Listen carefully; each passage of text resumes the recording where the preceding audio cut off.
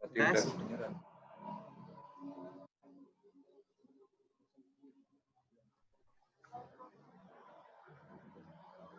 Suaranya hilang. Cek sound.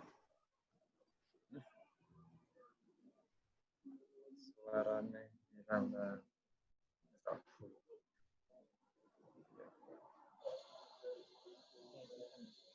Cek. Yuk masuk. Ah. Nah. Ya, makasih Mas. Assalamualaikum warahmatullahi wabarakatuh. Waalaikumsalam warahmatullahi wabarakatuh. Ya, pripun kabarnya Mas? Alhamdulillah ngeleh. Ya, Mas gini Mas. Jadi kan saya ini mau membuat kajian Mas. Kajian tentang profil ekonomi kreatif di Kota Kudus. Nah, di antara ekonomi kreatif itu bidangnya itu ada 16, di antaranya adalah makanan dan minuman. Jadi termasuk juga panjenengan, termasuk salah satu pelaku aktif ekonomi kreatif di Kudus. Saya mau butuh masukan untuk kajian saya ini, Mas. Jadi saya mau minta jenengan cerita dulu permulaan usaha ini gimana dulu, Mas? Tahun berapa berdirinya, terus awal mulanya bagaimana, timbul dari apa, itu Mas. Yo. Kita kayak pernah tak ceritaan gitu ya kita. Ya, enggak apa, ini cerita singkat aja gitu. Ya, awal mula emang belum ke arah entrepreneur sih waktu itu. Ya. Ke social planner-nya karena kami bersama teman-teman kan aktif di bidang wisata waktu itu mendirikan desa wisata. Yang di sana salah satu harapan kami itu mengangkat potensi lokal. Salah satunya kebetulan Parijoto. Ya. Selain Parijoto juga ada Kopi Muria sama Batik waktu itu. Terus singkat cerita ternyata pasar terbuka luas. Yang awalnya masyarakat Colo sekitar itu awal kami buat sirup juga semi ditertawakan. Maksudnya ngapain buat sirup yang dijual per tangkai. Tapi karena ada beberapa permasalahan sih Pak. Termasuk masalah musim. Kalau bulan kemarau itu kan Parijoto kayak emas. Mahalnya naiknya bisa 4 kali lipat setelah bulan penghujan. Kalau bulan penghujan itu kan dia Parijoto kayak sampah. Kenapa saya bilang kayak sampah? Karena sampai terbuang-buang. Karena kalau Parijoto itu harus dipetik. Nah, harus dipetik. Kalau sudah tua, kalau Parijoto tidak dipetik, dia akan lama muncul buah baru. Gitu. Terus ya beberapa permasalahan itu termasuk ada permasalahan masalah rasa. Terus kalau ada pengunjung yang dari luar Jawa juga akan kerepotan membawa buah itu. Maka kami buat produk salah satunya sirup Parijoto. Terus awalnya kami sosialisasikan ke masyarakat waktu itu. Cuma ya itu tadi jawaban masyarakat karena sudah dijual rangkaian aja udah laku. Gitu. Oh gitu. Jadi nggak ingin lebih berusaha apa namanya itu diversifikasi usaha gitu ya, diversifikasi hasil gitu ya. Pokoknya payu. Ya kebanyakan seperti itu kan. Ya. Tanpa adanya sirup pun, dan sirup kan pendatang baru. Ya, ya benar. Terus awal mula kami eksperimen 2014-2015. Cuma kalau benar-benar menjadi usaha itu di 2017. Benar-benar bahwa saya mantap bahwa itu menjadi sebuah usaha. Lebih tepatnya tanggal 15 Juli 2017. Pas bebarengan liputan Jejak Si Gundul Trans 7. Iya. Nah, gara-gara itu. Sebelumnya sudah ada liputan Jejak Si Gundul itu yang ketiga. Sebelumnya itu Jejak Anak Negeri, terus Redaksi Anak, terus Jejak Si Gundul. Cuma karena rating mungkin ya. Rating yang tinggi. Setelah itu kami seperti dipaksa untuk bahwa ini benar-benar dibuat serius. 2017. terus banyaknya agen, reseller, teman-teman yang menawarkan diri untuk ikut menjualkan, banyaknya media cetak maupun media online yang mewawancarai waktu itu langsung boom. Langsung booming waktu itu ya Pak ya? Langsung booming waktu itu. Apalagi terbantu Trans 7 kan. Awal mula itu. Cuma emang terciptanya sirup itu karena ada beberapa permasalahan yang dibutuhkan, ya mungkin solusi ya salah satunya sirup itu. Iya. Ada permasalahan sih. Ya termasuk itu tadi masalah musim, masalah rasa, masalah keawetan. Oh gitu. Terus untuk saat ini untuk omsetnya sendiri berapa Mas kalau sirup Bali Jawa? Kita kayak omset ya. Jujur apa aku sih. Standarnya? Ya standar rata-rata ya sekitar, karena Pak Edi yang tanya saya harus bisa jujur ya. Ya sekitar 60-an Pak. 60 juta per bulan? Wah, luar biasa. Yang awalnya ratusan ribu, ya. Tahun 2017 itu, tahun 2018 naik di sekitar ya 10 belasan. Ya. Terus di akhir tahun 2018 sampai 2019 itu di 25-30 sekian. Terus ya kalau rata-rata emang 50-60 lah. Per bulan itu? Stabil itu segitu? Bulan. Luar biasa. Ya. Karena doanya Pak Edi ceritanya. Karena didoakan. Terus gini Mas, dulunya waktu mulai usaha ini, panjenengan itu sumber dananya dari mana Mas? Uang pribadi. Uang pribadi? Saya masih ingat, nominalnya masih ingat. Jadi kalau awal-awal itu kan saya belum mikir untuk usaha, jadi nggak kehitung ya awal-awal. Ya. Yang penting masak, terus dijual secukupnya. Cuma selesai jejak si Gudul itu saya mengeluarkan uang 1.200.000. Masih ingat. 1.200.000 pertawanya itu? 1.200.000 awalnya itu untuk beli botol, pulaan jodoh lagi itu, bahan baku dan itu. Kalau untuk kompor nunut ibu dan kawan-kawannya nunut ibu waktu itu. Nah, selesai setelah banyaknya reseller yang menawarkan diri, yaitu kembali ke perputaran uang itu dari 1.200.000 itu, terus ada penambahan modal lagi pinjem waktu itu, untuk termasuk bangun tempat yang baru itu. Oh gitu. Sekarang tempat baru Mas? Apa masih di yang dulu itu saya kunjungi itu? Tempat baru. Oh belum tahu saya. Gimana? Ya masih nunut juga sih ya. Ini portal retribusi. Ya. Maju dikit, masuk paling sekitar 30 meter rumah pertama kiri jalan. Oh, dari portal itu? Nah, dari portal jaringan masuk. Ya. Terus kiri jalan nanti rumah pertama, tikungan sit. Ya, oh, saya nyebut nama 3 kali sampai lah. Ya. Oke. Ya nanti Pak Gun pernah kesini. Siapa? Pak Gun. Pak Gun karo Mas Febi pernah kesini sih. Waktu itu sih nggak kunjungan dinas, emang main gitu. Pas ada acara di kebun ibu atau apa, terus monggo pas kesini. Terus gini Mas, ada peran bank nggak dalam usaha jaringan ini? Ya? Bank, pernah pinjam uang ke bank? Ya itu, jadi dengan memaksa dan terpaksa diri kan, itu tadi harus ada penambahan modal. Saya bilang hutang tadi, hutang bank. Oh gitu. Ya sudah selesai. Oke. Terus gini Mas, untuk pemasarannya sendiri bagaimana Mas saat ini? Pemasaran karena terbantu teman-teman agen reseller yang memaksimalkan online.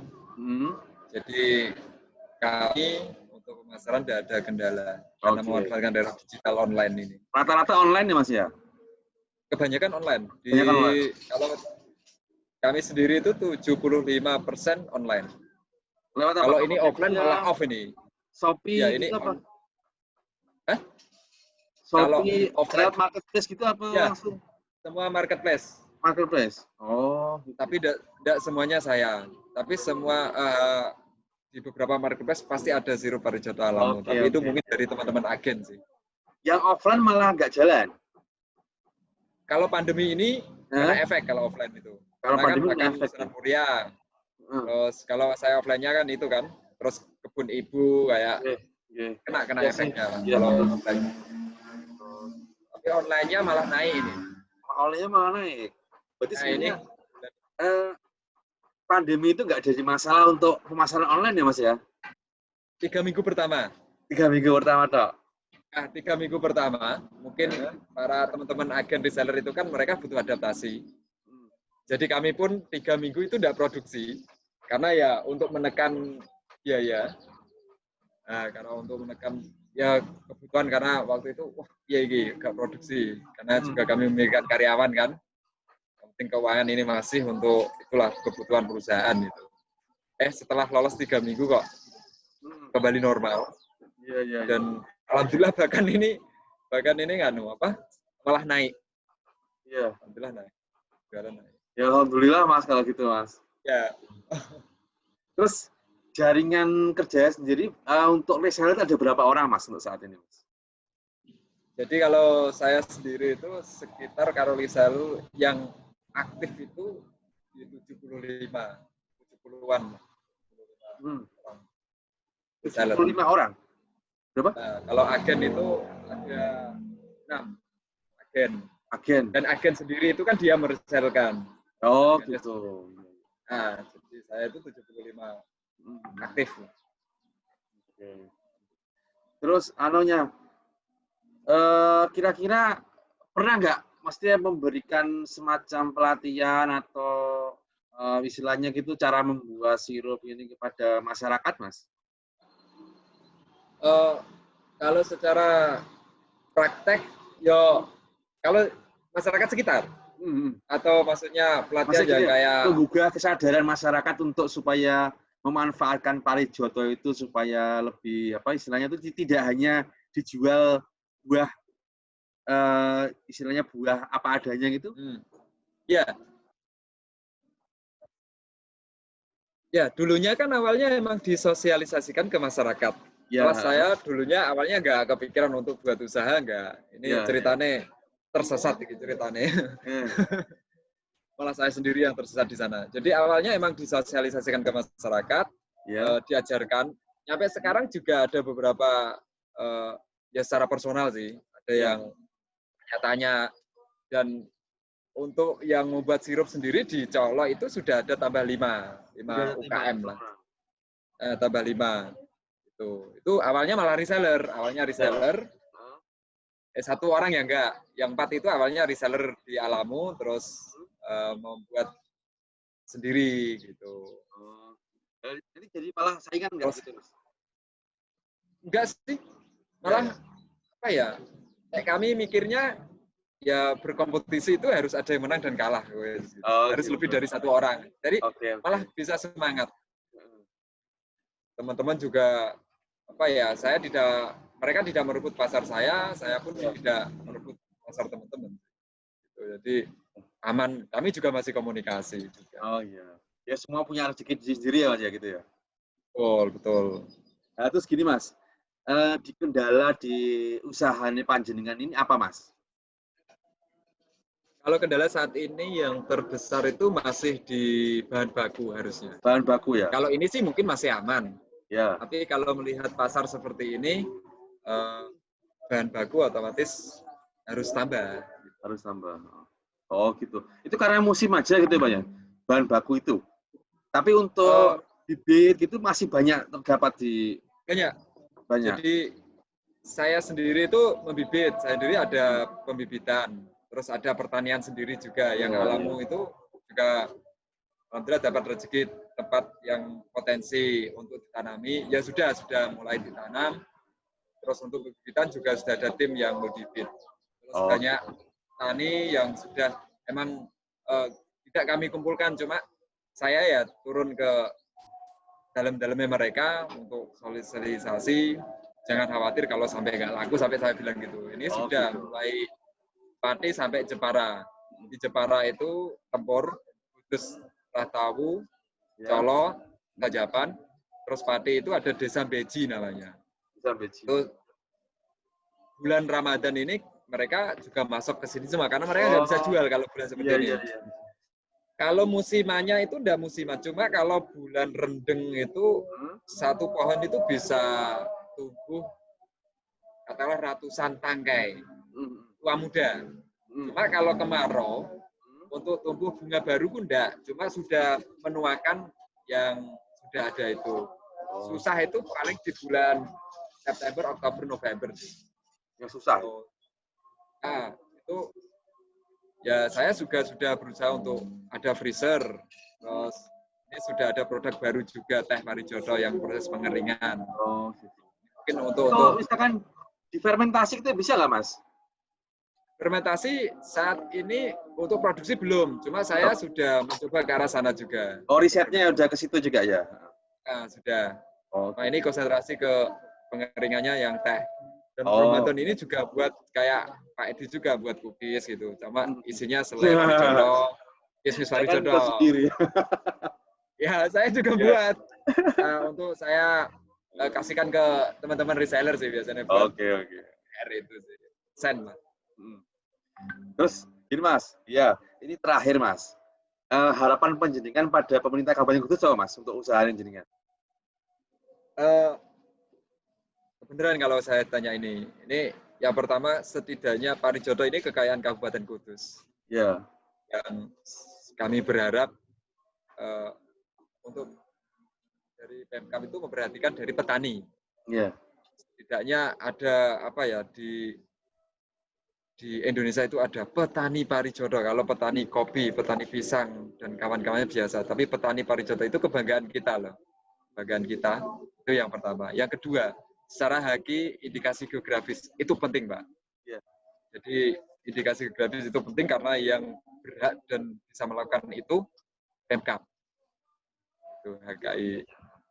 Kami sudah ada petani, secara komunitas sudah ada, secara produksi juga sudah ada untuk tinggal bagaimana pemerintah memperhatikan Parijoto sebagai maskot, salah satu maskot Kabupaten Kudus itu. Ya. Oke Mas. Itu, terus apa lagi Mas? Kurang lebih itu sih. Apa ya? Yes, setidaknya dua itu dilakukan oleh Pemkab, guys. Ya. Pokoknya jadi perlindungan haki kayak ada regulasi khusus gitu ya Mas ya? Regulasi yang mengatur pengembangan bibit atau mungkin juga apa istilahnya itu kekayaan ya, emang khas ya berarti kan. Ya, kayak mungkin Jenang Kudus seperti itu. Mungkin ini Parijoto Muria atau mungkin sirup Parijoto. Kalau saya sendiri kan sudah mematenkan nama sirup Parijoto dan menghakikan merek Alamo, menghakikan paten sirup Parijoto. Cuma untuk Parijotonya sendiri bahwa ini kekayaan Kabupaten Kudus ini yang belum, karena itu emang harus peran pemerintah. Sama nitip kopi Muria kalau bisa ya. Kopi Muria? Ini jangan ya juga usaha kopi Muria Mas? Kalau saya itu lebih seneng teman-teman yang sana. Kalau saya lebih ke agak susah lagi Parijoto. Oh gitu. Ada salah satu teman yang UKM kopi Muria. Oh gitu. Nah, gini Mas. Mungkin dalam wawancara nanti atau kapan ya, saya boleh, kalau misalkan boleh, saya dikenalkan dengan temennya. Nanti saya ajak wawancara lewat Zoom itu boleh? Bisa? Boleh. Monggo. Saya nanti dikasih nama sama nomor HP-nya ya Mas ya? Jadi kalau untuk kopi Muria ini di Colo sendiri sudah ada sekitar 20 km lah. Iya. Nah itu nanti saya coba wawancara lebih lanjut, tapi mungkin nggak sekarang karena ini juga sudah maghrib. Saya ganggu waktunya jenengan. Ini juga apa namanya? Mas Adi ini wawancara ini nanti dilanjut kapan juga bisa kok. Oke. Itu saya ini tadi pas jadi atau enggak kan gitu, antara jadi enggak, saya nggak buka laptop terus saya belanja tadi, waduh jadi ternyata makanya telat. Iya. Tapi monggo makanya untuk yang Parijoto kalau ada kurangnya. Nanti malam ada waktu. Yang teman juga ada. Nanti malam kira-kira jam 8:30 gitu? Yang kamu ada waktu Mas? Ada 8:30. Oke, 8:30 nanti tak hubungi lagi Mas ya? Ya, oke. Zoom gitu ya Mas ya? Ya. Oke. Kalau gitu untuk yang sesi ini saya cukupkan sekian. Saya terima kasih pada Mas Trian. atas wawancara yang sangat menarik ini. Saya terkesan sekali dengan usaha yang dijalankan Mas Trian, begitu gigih dan mengangkat nama Budus, dan ini saya harapkan ke depan juga akan semakin sukses gitu Mas. Amin, amin, amin. Motor semua doanya. Amin, Mas. Oke. Kalau gitu saya cukupkan sekian. Terima kasih. Mohon maaf kalau misalkan ada kesalahan dari saya. Wassalamualaikum warahmatullahi wabarakatuh. Waalaikumsalam warahmatullahi wabarakatuh.